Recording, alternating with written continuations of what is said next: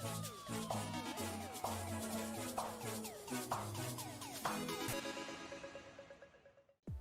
pace note the co-driver reads during stages is an essential part of rally racing. It contains every bit of information that the driver requires for picturing the upcoming couple hundred meters ahead, then take the appropriate speed and position on the road. So first of all, what does it contain? Well, basically curves and straights. The calls for curves start with their orientation, left or right.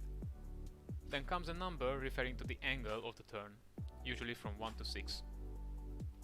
The higher the number, the faster the turn. In some cases, the number can refer to the gear you can take the turn, but not necessarily. A left 6 is a left 6 for a car with 5 gears too, and usually people don't write another note for rainy weather. There could be a corner you can take in 3rd gear on dry stage, but only in 2nd gear when it's slippery. However, it's still a left 3. The straight sections between curves are signed after their length. It doesn't matter to be accurate, the point is the driver to be prepared for it when he hears the call. Now we know the basics, let's make it a bit more complicated. Depending on the distance between turns, we connect them different ways. If there is no mentionable straight path between them, we just call the curves after each other. In case there is absolutely no gap between two turns, we call it turning from one into the other, like left 4 into right 3.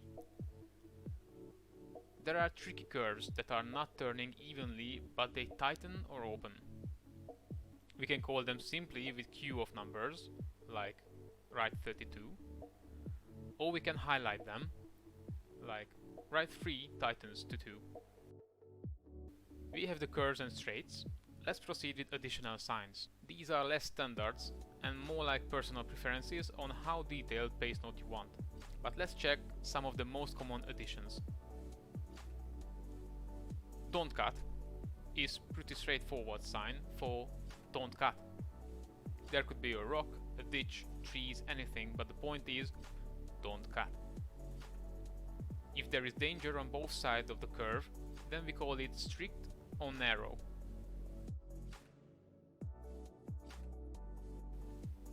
After some experience on roads, everyone has a gut feeling about how long a normal turn is.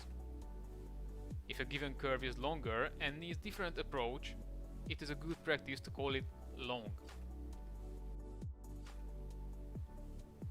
On a long stage, after several minutes, the attention of the driver can lower, or right at the start of the stage, too much enthusiasm can cause braver maneuvers. That's why it is suggested to sign especially difficult turns with an exclamation mark and call it caution.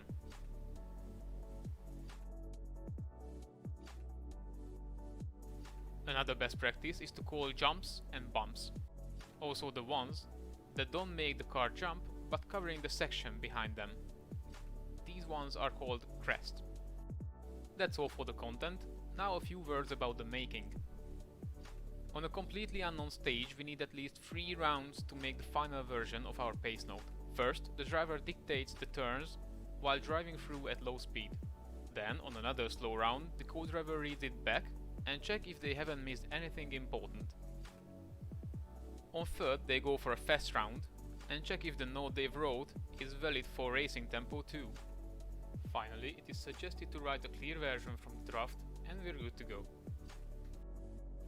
If all the basics are clear, create your own system, because it will be the most convenient for you anyway. If you like this video, consider to subscribe, as other rally basics videos are coming soon.